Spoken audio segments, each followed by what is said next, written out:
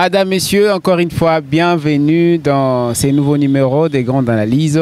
Comme on a toujours l'habitude de vous le dire et l'habitude, surtout la soif de vous informer, bien sûr, à travers cette émission, cette grande émission, le grand programme de la FM Télévision, Fondation Maloua Télévision. Encore une fois aujourd'hui, nous avons le réel plaisir de présenter devant vous un monsieur.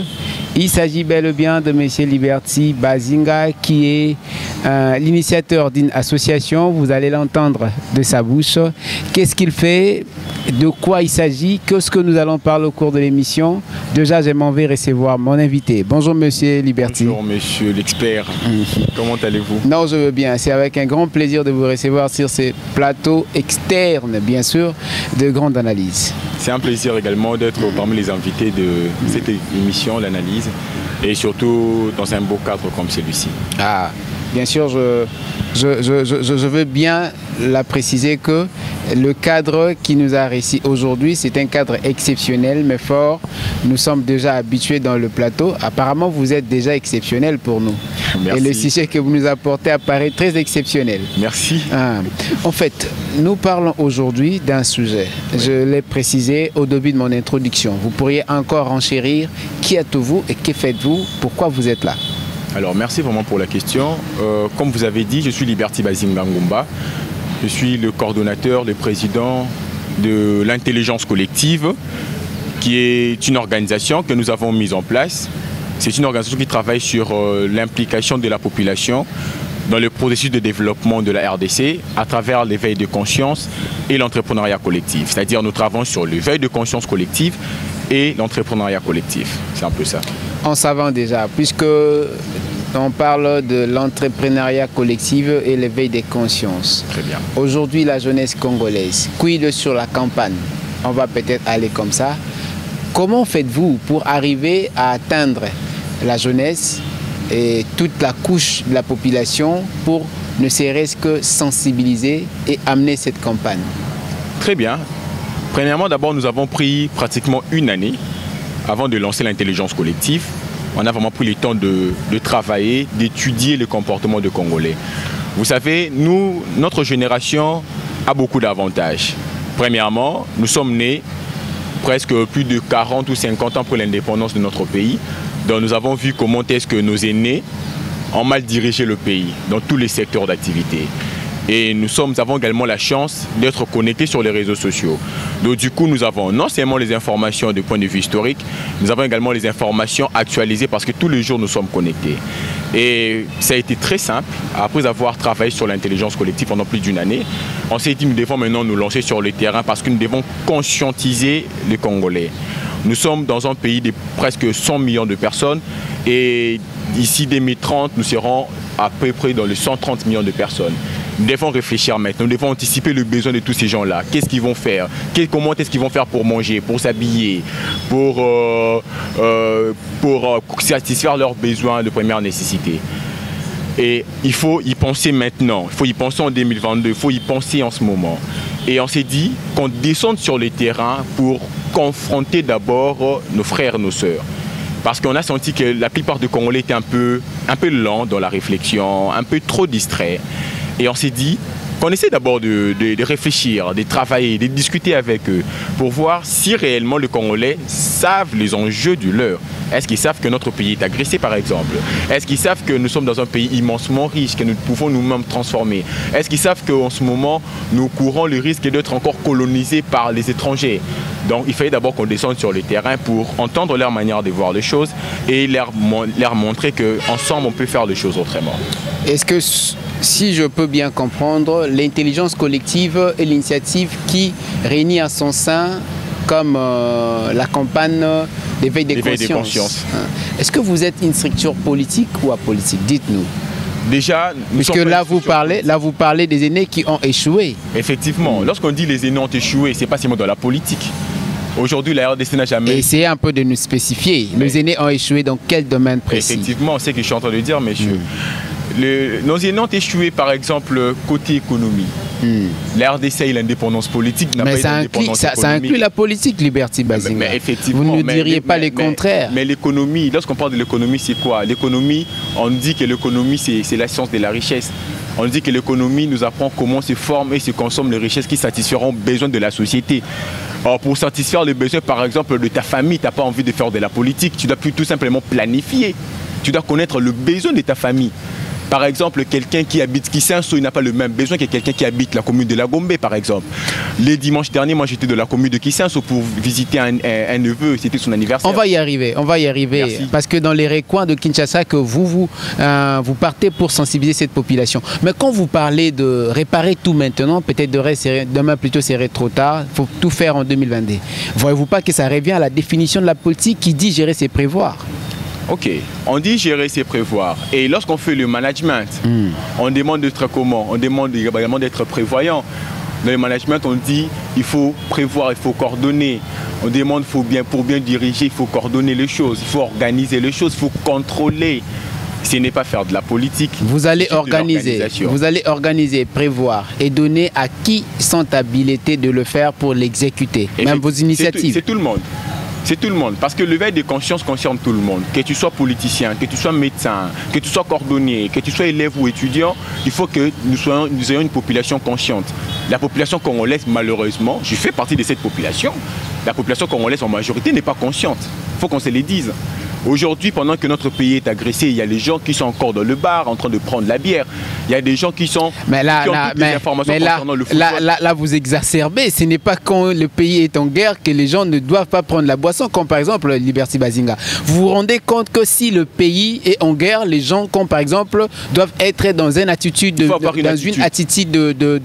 obsèques, comme par exemple... Il faut avoir une attitude. Nous devons vraiment avoir cette attitude-là. Vous savez pourquoi? Parce que la personne qui est tuée là-bas, c'est ton frère, c'est ta soeur. La personne qu'on viole à l'Est, c'est notre maman, c'est notre petite soeur, c'est notre grande soeur. Mais nous devons avoir cette attitude. Même dans la parcelle, nous vivons dans les cités. Lorsqu'il y a par exemple, lorsqu'une famille voisine est éprouvée, qu'est-ce qu'on nous demande de faire? On dit qu'il ne faut pas trop crier par exemple. On demande qu'il ne faut pas mettre la musique. Il ne faut pas mettre par exemple, il ne faut pas dire ceci, il ne faut pas dire cela. Même l'attitude, lorsque tu passes devant cette parcelle-là, tu ne dois pas sourire, tu ne dois pas crier, tu dois avoir une attitude. Là, il s'agit d'une seule personne qui... Tenez bien votre micro avec vous. Je vais vous poser une petite question de savoir. Très bien, monsieur. Est-ce que votre leitmotiv se raccorde à la philosophie bantou ou à la manière de voir les choses selon la société africaine ou comment? Moi, je suis d'abord panafricain. Moi, je suis panafricain, je suis très ancré dans la culture africaine. Et lorsque je défends quelque chose, je les défends d'abord en tenant compte de ce que nos ancêtres faisaient. Vous savez, aujourd'hui, par exemple, en Europe, la Russie est en train d'agresser l'Ukraine. Et vous voyez l'attitude de tous les pays européens.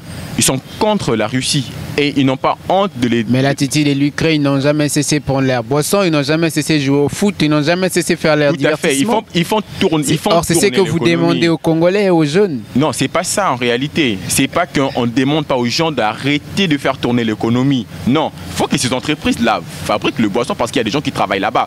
Mais il y a quelle attitude maintenant? Lorsque un jeune qui doit parler du pays passe son temps à prendre 15 bières, 18 bières par jour, comme si les pays allaient bien, il y a de quoi poser des questions quand même, il faut qu'on se les dise. Aujourd'hui dans les universités, lorsque vous partez dans les universités, est-ce qu'on a le temps de parler de la guerre à l'Est? Dans la plupart des universités. Non, on n'en parle pas assez. C'est pas un cours. Ah mais c'est ça le problème maintenant. On forme qui? Nous formons qui? Nous formons les Congolais conscients qui doivent relever ces pays, ou nous formons les gens ordinaires qui iront travailler dans les entreprises publiques et privées? Mais il faut qu'on se les dise quand même. Voilà pourquoi nous avons lancé cette campagne d'éveil de conscience collective. Nous sommes descendus sur le terrain pour parler avec les gens, avec la population. Nous avons vu la souffrance. La pauvreté passée. Nous, on a vu ça. Quand tu parles le matin à 8 h, tu vois une maman te dire que non, papa n'a Et vous pensez que votre campagne est aussi Lisanzalana passé à Congolais? Je vous dis que aussi Lisa. Vous savez pourquoi? Parce que nous apprenons aux Congolais à travailler, à réfléchir autrement. On leur montre que si les Congolais se mettaient ensemble aujourd'hui, on est capable de créer des grandes entreprises. Et c'est possible. Il suffit juste de mettre du sérieux, de mettre le sérieux, d'avoir de la détermination, d'être courageux, d'être visionnaire. On peut y arriver. Vous savez, je peux citer le nom d'une banque. Bon, je ne vais pas citer le nom ici, je ne suis pas là pour faire leur publicité. Non, on n'est pas là pour faire cette banque, c'est une banque togolaise. Ça a été créé par plus de 1500 personnes. Aujourd'hui, c'est la première banque panafricaine. Je peux dire même dans le monde. Ça a été créé par plus de 1500 personnes. Et aujourd'hui, le Congo n'a même pas une banque. Mais nous sommes plus de 20 millions de personnes rien que dans la ville de Kinshasa. Dans la population de la ville de Kinshasa est supérieure même à la population entière du Congo-Brazzaville qui nage aux environs de 4 500 000 personnes. Mais c'est un atout qu'on peut exploiter si on met le sérieux. Vous savez, aujourd'hui, les entreprises de... je peux dire de quoi, de football, tout ça. Les entreprises de paris sportifs, c'est ce que j'allais dire. Ils se font de millions de dollars derrière notre dos. Vous savez combien de Congolais tous les jours donnent 300 francs, 500 francs, rien que pour tenter la chance, parce qu'il n'y a pas d'emploi, parce qu'ils ne pensent pas créer des emplois. Aujourd'hui, un jeune se réveille le matin. Et dans chaque minute. Oui. Bah ouais, chaque minute d'ailleurs. Et aujourd'hui, un Congolais se réveille le matin et te dit que moi je travaille là-bas. Moi je travaille dans une entreprise de paris sportifs. Alors qu'on a le Simba, le bureau Simba. Est-ce qu'il pense vraiment qu'il peut se marier avec cette affaire-là? Mais alors que tous les gens qui donnent cet argent là-bas, s'ils se mettaient ensemble, sont capables de créer des entreprises dans notre pays. Nous voyons nos frères indiens, nos frères libanais, on n'a rien contre eux, on a besoin des investissements directs étrangers dans le pays. On n'a rien contre eux. Mais nos frères là, quand ils viennent ici, ils viennent pas avec des millions de dollars quand même. Ils viennent juste avec des babouches, mais ils viennent avec une vision et la détermination. C'est dit que je pars au Congo pour travailler, pour investir, pour gagner ma vie. Il a une famille à nourrir là-bas. Il a quitté, il a laissé la pauvreté chez lui. Et ils se mettent ensemble à 3, 4, 5. Et ils créent des entreprises. Et les Congolais sont là-bas comme des mangamba, seulement comme on dit. Ils sont même obligés d'apprendre leur langue. Mais tu sens que les Congolais, ils sont capables de faire ça, mais ils ne le font pas. Parce que le Congolais veut travailler pour lui-même. Il veut travailler dans son coin. Il veut être égoïste. Voilà pourquoi aujourd'hui, nous sommes dit qu'on mette en place l'intelligence collective. Ça nous permettra de réfléchir autrement. Nous, on ne veut pas faire les choses comme tout le monde. Vous savez, parce que nous faisons les choses comme tout le monde, que le pays est ce qu'il est aujourd'hui. Un jour, lorsque quelqu'un parle beaucoup quand il est petit, on dit « Ah, il faut que tu sois un journaliste ». Ah, dans ma tête, il faut la carte à droite. Mais non, ça n'a aucun sens. Mais peut-être qu'il peut être un bon pêcheur. Vous savez, nous avons la capacité de produire plus de 707 000 tonnes de poissons chaque année. Mais nous deux, nos frères qui sont en train de nous filmer en ce moment, est-ce que nous mangeons vraiment les poissons? C'est ça la question. Liberty Bazinga, c'est d'ailleurs la raison que nous vous avons réussi aujourd'hui. Je insiste, vous êtes membre et initiateur de l'intelligence collective. Bon, quand on en parle, dites-moi un peu. Ideni ne komelakio pour penser à l'intelligence collective. Ah, une très bonne question. En fait, depuis que je suis très jeune, moi j'ai vécu dans plusieurs situations. Déjà, je suis devenu orphelin, je n'avais que 11 mois. Et ma maman, elle avait à peine 22 ans et demi. Elle s'est battue pour me donner une éducation, pour me former, pour m'envoyer dans de bonnes écoles. C'est vrai qu'il y avait également la famille, mais on a connu vraiment de haut et de bas. Et ça a forgé ma manière de voir les choses. Déjà, j'avais 5 ans, 6 ans, je partais à l'école moi-même. Je faisais des kilomètres pour partir à l'école. D'où je réfléchissais autrement, différemment. Et un jour, je me suis décidé de me rendre à Kinshasa pour faire les affaires. Je me suis lancé dans l'affaire de bananes. Et le Congo central, c'est le premier producteur de bananes en RDC. Et c'était simple, c'était facile pour moi d'avoir le banane, mais c'était compliqué de faire les affaires parce que je connaissais personne là-bas. Et grâce à un contact, je me suis juste retrouvé à Kinshasa. J'ai demandé le nom d'un monsieur Kavouzinor qui repose en paix. Il était chef coutumier et chef de groupement d'un village vers Sekebanza là-bas. Et c'est lui qui m'a accueilli. Et lorsqu'il m'a accueilli là-bas, il m'a demandé, Liberty, Oyokosani, Naibse papa, je suis là pour faire des affaires. Donc quoi plus précisément, Naibse, la banane, Makemba. Il me dit d'accord. Tu sais, quand tu prends cette route, aux yeux moto, au mati, au monde habite à Beza Kuna Somba. Et c'était la seule information que j'avais. Et là, je me suis retrouvé devant beaucoup de difficultés. Pourquoi? Parce que je n'étais pas très bien orienté. Je n'avais pas fait les bonnes affaires au début. Mais après, je me suis quand même orienté, je me suis quand même adapté aux réalités sur le terrain. Et j'ai pu faire les bonnes affaires aujourd'hui. Ça continue, ça marche très bien. Mais quand je suis revenu à Kinshasa, il y avait une chose qui m'intriguait, c'est la pauvreté que j'avais vue là-bas. Quand je vois un enfant de 3 ans marcher 6 km pour partir à l'école, un enfant de 5 ans marcher de kilomètres pour chercher de quoi manger, alors qu'ils ont la richesse, ils ont des hectares chez eux, je me suis dit qu'il y a quelque chose qui ne va pas dans ces pays. Parce que nous, ici à Kinshasa, on étudie. Mais lorsque, par exemple, un étudiant fait le TFC, il est fait pour qui? Il est fait pour les entreprises qui marchent déjà. Il va travailler dans le marketing pour une entreprise, les techniques de communication de telle entreprise. Mais ils ne le font pas pour les gens qui sont au village. Ils ne travaillent pas le TFC sur comment est-ce que je peux faire en sorte qu'un monsieur qui a des hectares au Congo central de devenir riche, par exemple. Comment est-ce que quelqu'un qui a par exemple 500 hectares de bananes plantains peut se retrouver dans une maison, dans une taudis? Il y a des gens qui n'ont jamais vu l'électricité là-bas. Mais nous avons Linga juste à quelques kilomètres de là. C'est pas normal. Et là, j'ai commencé maintenant à me poser des questions. Pourquoi est-ce que les choses n'avancent pas? Moi, je pensais que c'était la politique. Après, je me suis encore creusé le manège. Je me suis dit, non, c'est pas la politique. Le problème, c'est nous, les Congolais. Les Congolais devenus inconscients. Les Congolais, aujourd'hui, veulent la facilité. Aujourd'hui, les Congolais, ont développé de la paresse intellectuelle. Il ne veut pas réfléchir autrement. Même pour faire un travail de fin de cycle, même le mémoire, il est obligé de faire ce qu'on appelle le plagiat. Même ceux qui font de thèse aujourd'hui, on n'est pas là pour parler vraiment de ça, mais la plupart font du plagiat parce qu'ils ne parlent pas du problème du pays. Et du coup, lorsque la personne se retrouve aujourd'hui dans des postes de responsabilité, que ce soit dans la politique ou dans une entreprise, il est juste là à faire du plagiat. Et là, moi, je me suis dit, est-ce qu'on ne peut pas mettre fin à cette hémorragie-là? Et j'ai compris qu'il fallait qu'on se mette ensemble parce que moi-même, je n'arriverai pas, on dit en français que l'union fait la force. Peut-être que moi j'ai de bonnes idées, j'ai le courage, mais peut-être que je n'ai pas le moyen financier qu'il faut, peut-être que je n'ai pas le moyen technique qu'il faut, peut-être que je n'ai pas les ressources humaines qu'il faut pour mettre en place une bonne stratégie d'analyse pour changer les choses dans le pays. Et c'est ainsi que je me suis décidé qu'on lance une intelligence collective, comme ça nous allons attirer des Congolais conscients qui vont venir avec nous, on va réfléchir ensemble et nous-mêmes nous allons lever des fonds. Nous allons faire du crowdfunding, non seulement pour soutenir notre économie, mais aussi pour créer un climat favorable pour développer la plupart de nos villages et de nos territoires. Pour développer la plupart de nos territoires. Mais est-ce que pensez-vous que c'est possible aujourd'hui mener des campagnes pour changer la mentalité des jeunes et des Quinois en cette période où il y a les enjeux de l'agression rwandaise? Bah oui, c'est possible. Hein. Nous, on a vu sur le terrain, on avait commencé la campagne d'éveil des consciences, c'était mi-septembre. Nous avons commencé dans la commune de Barumbu, c'était là-bas qu'on avait commencé.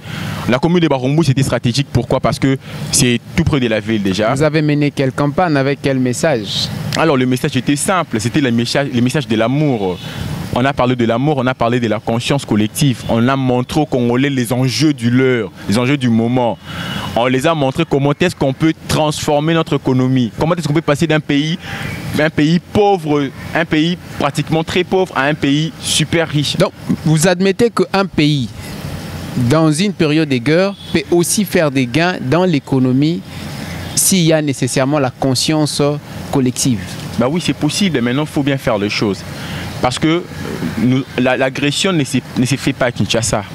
L'agression, c'est à l'est du pays. C'est là où il y a des matières premières stratégiques, comme on le dit. Aujourd'hui, le monde entier dépend de ces matières premières-là. Je peux vous donner par exemple un exemple typique. Vous savez, aujourd'hui, il y a un monsieur qui est parmi les gens les plus riches du monde. Il vient d'ailleurs de racheter une entreprise de réseau social. Il s'est fait beaucoup d'argent grâce à quoi? Grâce à nos lithium. C'est à travers ça qu'il transforme, il fait des batteries. Aujourd'hui, les batteries se vendent très cher. D'ailleurs, c'est la partie la plus importante dans une voiture électrique. Et ça coûte très cher. Et cette technologie-là, ce ne sont pas les Congolais qui l'ont, ce sont les étrangers. Mais ce n'est pas normal. Et voilà pourquoi nous serons toujours agressés. Parce que cette matière première-là font à ce qu'il y ait des milliards de dollars dans le monde. Aujourd'hui, nous avons par exemple les coltons. C'est à travers cela que nous avons des téléphones. Voilà pourquoi les téléphones. Moi, quand on a les alités, moi, perdre des données alités, moi, chauffer les alités parce qu'il y a les coltons. Mais nous en avons. Et malheureusement, comme nous sommes agressés, il n'y a pas possibilité que nous puissions bénéficier de ces économies-là. Nous aurons toujours de petites miettes. Il y a encore un grand malheur qui nous est abattu en RDC. En ce moment, la plupart de nos matières premières ne nous appartiennent plus. Je ne sais pas si vous savez. Informe-nous. Bah ouais, ça ne nous appartient plus parce que... Comment ça? Parce que les gens qui ont investi dans ces secteurs, ils ont gagé nos terres. Ils ont gagé. Les carrières là ne nous appartiennent plus. Nous attendons juste le miette. Non, mais quand vous parlez d'appartenir, ne plus appartenir au Congo, vous faites allusion à quoi? Parce qu'il y a des lois. Je mettrai à l'occurrence la loi Bakandéja qui dit le sol et le sous-sol appartiennent à l'État. La loi Bakajika dit que le sol et le sous-sol appartiennent à l'État. Mais c'était la loi, c'était pendant la période coloniale. Ça appartenait à l'État belge. Ça appartenait pas aux Congolais. Et aujourd'hui, au moment où on se parle, le sol et le sous-sol n'appartiennent pas encore aux Congolais. Et selon une étude qui a été menée récemment, nous sommes parmi les pays qui est en danger par rapport à la perte de ces espaces. Comment vous dites ça? Est-ce qu'il y a une loi ou une disposition qui a abrogé, qui était l'antérieure disposition, où vous faites allusion exactement à quoi? C'est par rapport à la réalité sur le terrain. Lorsque les Belges sont venus chez nous, c'était pour assujettir notre terre. C'était pour se faire de millions, de milliards de dollars chez nous. Et les Congolais étaient comment? Ils étaient pauvres. Et vous le savez très bien. L'homme congolais était fouetté parce que akufi na nyongo. Demain passe bakundi tonga stade de martyr wana na pongabi. Ba norme mara ba congolais place wana. Ceux qui mutakufi ba memi wana batuna. Est-ce que mutu wana kufi na nyongo ya pas quoi l'état ou pas? Ça kufi na nyongo ba bete fimbu. Ça s'est passé là-bas. Aujourd'hui, les Congolais à l'époque coloniale, ils ont droit à commune à Gombete. C'était juste bangamba na bango, bako na biso bataki batamisala kuna ba boy comme on les appelait, des bandas okendara kuna. Est-ce qu'aujourd'hui les choses ont vraiment changé? C'est juste quelques personnes qui sont parties, mais le système est resté le même. Parce qu'aujourd'hui, le matière première, ce sont toujours les étrangers qui décident sur ça, par rapport au prix, par rapport à la quantité. Tout ce qui se passe sur les marchés internationaux, ce sont les étrangers, ce ne sont pas les Congolais. La transformation des matières premières, ça ne se passe pas ici en RDC. Ce ne sont pas les Congolais qui transforment les matières premières. Nous vendons les matières premières de manière brute. On n'apporte pas de la valeur ajoutée. Et ce sont les étrangers qui en bénéficient. Je sens qu'on n'a pas quitté l'époque coloniale, ça continue. Mais malheureusement, ce ne sont plus les Belges. Et il y a maintenant plusieurs autres peuples qui se sont entremêlés. Mais vous savez pourquoi? Parce que les Congolais nous semblent inconscients jusque-là. Alors qu'on est capable de racheter ces entreprises-là. Par exemple, en ce moment, je vous disais que ces entreprises-là, les matières premières ne nous appartiennent pas parce que c'est dirigé par des entreprises chinoises, des entreprises suisses, tout ça, les entreprises... Mais on a les monopoles de ravir ces entreprises. Oh, non. On ne peut plus faire ça comme si on était durant l'apéro du feu président Mobutu pour faire passer la zaïranisation. Nous devons négocier avec eux. Parce que de part, s'il y a une perception illicite de nos matières premières, ils ne payent parfois pas. Mais c'est ça le problème, non? Pourquoi? Mais parce que le Congolais, malheureusement, ils ne pensent pas à l'avenir de leur pays. Ils ne pensent pas aux nouvelles générations. La plupart des Congolais pensent à aujourd'hui. Même quand tu parles des affaires, un Congolais te dit quoi? Est-ce que quand vous faites allusion aux Congolais, quand vous parlez des Congolais, il y a plusieurs catégories des Congolais. J'aimerais que vous puissiez adresser un message clair. Vous parlez aux autorités ou vous parlez à la population? Nous parlons à la population. L'intelligence collective travaille sur l'implication de la population dans le processus du développement de la RDC. Est-ce que vous pensez que cette implication suffit pour faire changer les choses, comme dans cet aspect? Bah oui, c'est possible, et parce qu'on dit vouloir, c'est pouvoir. Lorsqu'on veut, on peut.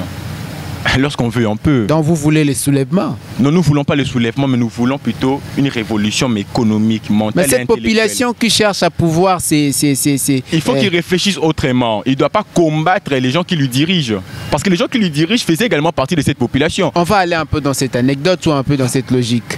Le gouvernement octroie de manière non appropriée un carrière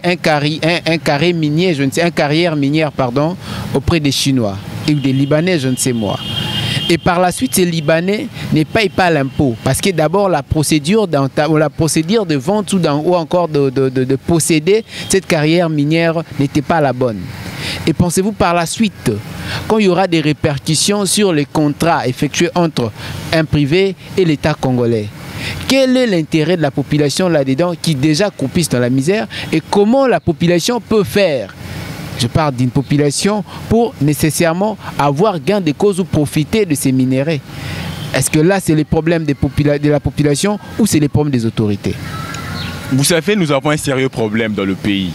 Nous avons tendance à mettre de côté la population et les autorités. Nous créons une forme de rupture sociale, inutilement comme ça. Les autorités, c'est la population. Juste avec beaucoup de... Mais ils sont des décideurs, comme on les appelle. Effectivement, ils sont des décideurs, mais avant qu'ils soient décideurs, ils étaient d'abord dans cette population. Mais qu'est-ce que tu attends de quelqu'un qui n'a jamais joué au foot de toute sa vie et automatiquement, parce que son grand Est-ce que vous savez que chacun de nous a un rôle à jouer? Mais c'est ce que je suis en train de dire, non? Tout le monde a un rôle à jouer. Voilà pourquoi nous avons commencé par conscientiser la population. Vous savez pourquoi? Parce que demain ou après-demain, dans cette population, il y aura des présidents de la République. Moi, j'aimerais que vous acceptiez qu'il y a une grande part des répartitions sur le rôle des autorités que de la population. Non. Tout le monde a un rôle à jouer. Tout le monde, j'ai bien dit, tout le monde. Vous savez, les entreprises qui viennent ici, pour investir en RDC par exemple, ce ne sont pas toujours des capitaux, c'est pas toujours le public qui vient, les entreprises publiques qui viennent ici. Il y a également les privés qui viennent ici. Est-ce que la population congolaise arrive aujourd'hui à se constituer en une grande force pour créer des entreprises? Vous savez pourquoi? Parce que Aujourd'hui, tout le monde veut évoluer dans son coin. On veut éviter une forme d'entrepreneuriat collectif, l'intelligence collective. Tout le monde veut gagner dans son coin. Et voilà pourquoi nous gagnons pratiquement rien. Parce que tout le monde veut évoluer dans son coin. Aujourd'hui, les autorités parfois sont limitées. Parce que la plupart des entreprises appartiennent aux étrangers. On a eu un problème ici au mois de septembre. Il n'y avait pas de carburant. Et la conséquence, c'était quoi? La conséquence, c'était que le prix de la pompe a augmenté. Mais s'il y avait des entreprises de Congolais dans ces secteurs-là, vous pensez vraiment que ça allait augmenter? Ça n'allait pas augmenter. Mais parce que l'État, parfois, il l'a même mise. Qu'est-ce qu'il va faire? Parce que ces gens-là nous dirigent notre économie. D'où, voilà pourquoi nous, à travers l'intelligence collective, nous luttons sur une indépendance économique. Parce que jusque-là, on a une indépendance politique, mais on n'a pas une indépendance économique. Les étrangers peuvent venir investir ici, ce n'est pas un problème. Mais il faut que la majorité des investisseurs soient des investisseurs nationaux et avec une grande part de marché. C'est très important. Ça nous permet de mieux contrebalancer leur stratégie sur le marché. Aujourd'hui, les Congolais ne produisent absolument rien. Même les boutons viennent de l'extérieur. Vous imaginez, même les sucres viennent de l'extérieur. Ce n'est pas normal. Même le savon, nous dépendons toujours des entreprises étrangères. C'est-à-dire le Congolais, mais il y a tous les jours... de savonnerie, Liberty Basique. Mais aujourd'hui, je vous dis, monsieur l'expert, que nous dépensons presque 4 milliards de dollars rien que pour enrichir les pays étrangers. Rien que pour enrichir les pays étrangers. On va y aller. Bon, nous tendons bien sûr que lentement, comme on n'aurait pas dû le penser, à la fin même, sûrement vers la fin de l'émission. Vous avez longuement communiqué sur la campagne et l'intelligence collective. Quid sur la campagne? Très bien. Comment faites-vous pour arriver à atteindre cette population? Et quelle est la procédure que vous entamez? Vous aussi, vous offrez des gains comme font les politiques. Et en retour, qu'est-ce que vous avez déjà réussi comme feedback? Là, je suis déjà parti dans le 4e. Qu'est-ce que vous attendez comme objectif opérationnel après cette campagne? Merci vraiment pour la question. Premièrement, d'abord, nous faisons du porte-à-porte. Nous sommes dans une ville avec 24 communes, plus de 9 millions de kilomètres carrés, plus de 20 millions de personnes dans la ville de Kinshasa. Je crois que l'association, la structure regroupe beaucoup de personnes en son sein pour arriver à faire ça. La structure regroupe beaucoup de personnes en son sein, mais nous sommes une structure un peu différente de plusieurs structures. Parce que nous avons mis l'intelligence collective, pas pour que ce soit une ASBEL comme toutes les autres, mais pour être un canal de facilitation de création d'entreprises de Congolais. Nous, lorsque nous faisons du porte-à-porte, nous conscientisons des gens. Et je vous dis, si vous étiez avec nous, on va vous inviter dans le prochain décembre parce qu'on a fait une petite pause, parce que nous sommes en train de travailler maintenant sur plusieurs projets que nous avons pour le moment, afin de lancer le programme d'entrepreneuriat collectif. On a fait une petite pause. Lorsque nous descendons sur le terrain, nous parlons avec les gens que nous ne connaissons pas. On leur parle de la situation socio-économique du pays. Comment est-ce qu'ils le trouvent? Et tout le monde te dit, ah, Mboka vraiment qui te côté, ah, Mboko est bien, ça ne va pas. Et on leur demande, selon vous, qu'est-ce qu'il faut faire pour que les choses changent dans le pays? 80% des gens, de la politique. Et 20% réfléchissaient autrement. Nous, maintenant, sur le terrain, on était là pour demander aux gens, pour dire aux gens que ce n'est pas la politique seulement qui peut changer les choses dans le pays. Tout le monde a une part de responsabilité pour que les pays se développent. Par exemple, dans la salubrité, dans l'écologie. Lorsque quelqu'un jette les ordures devant sa parcelle et que les autres personnes lui suivaient, il donnait un mauvais exemple et que la saleté s'est concentrée. Après-demain, il y a le moustique, il y a le mouche, il y a la malaria, il y a la typhoïde. Ce n'est pas le rôle des autorités, c'est un rôle. Soit concis, oui. Alors effectivement, c'est la population, c'est à lui maintenant d'enlever cette saleté et de ne plus jeter les ordures et de réfléchir autrement. Parce que parmi cette population, il y a des intellectuels, il y a des professeurs, il y a des assistants, il y a des ingénieurs qui peuvent mettre en place des politiques de poubelles même intelligentes. Est-ce qu'il faut attendre l'État pour mettre en place une poubelle intelligente dans un coin d'avenue? Moi, je ne pense pas. Faites, c'est comme si vous étiez en train de faire cette campagne, ça dit ça, loco là. Aux ça là déjà campagne Yango. Vous avez la caméra devant vous. Vous allez adresser un message clé, concis et objectif. Vous avez 1 minute. Mes frères, mes sœurs, comme vous le savez, nous n'avons qu'un seul pays. Moi, le jour où j'ai eu l'opportunité de lire la lettre de Patrice Emery Lumumba, qu'il avait envoyée à sa belle épouse, j'étais très ému. Et j'ai même pleuré. Parce qu'au lieu de penser à sa famille, il a beaucoup plus pensé à la population congolaise et au pays. Et il a dit une phrase qu'il est sûr que l'avenir du Congo sera meilleur. Et moi, je trouve que si aujourd'hui les Congolais, nous les Congolais, on arrivait à se mettre ensemble, à soutenir nos autorités, à soutenir nos forces armées, à dénoncer ce qui se passe en ce moment à l'est de notre pays, on va changer les choses. Dénonçons le mal. Et ayons une attitude vraiment des gens qui veulent le changement. Soyons des révolutionnaires, pas pour détruire notre pays, mais pour développer notre pays. Nous comptons sur vous pour changer les choses. On n'a qu'un seul pays. Merci. Merci Liberty Bazinga, c'était un réel plaisir. Mon Lamboura Rouyambayo. Plaisir de partager. Encore une fois, on a beau cadré à grande analyse. Vraiment. J'espère qu'il y a tellement de choses à dire. Tellement de choses à dire. Je ne sais même pas par où aller ou encore par où commencer. Prochainement, on va encore... Mais j'espère que oui, ce ne serait pas et ce n'est pas une dernière. Tout à fait. C'est déjà une maison pour nous et pour la grande famille, les Cunois, mais aussi ceux qui comptent dans votre initiative et sur votre projet. Madame, Messieurs, c'est par cette note que je tiens exactement à vous dire merci et au revoir déjà pour un nouveau retrouvaille dans le prochain numéro avec le même plaisir. Portez-vous bien et restez bien chez vous, accompagné du programme de la FM Télévision.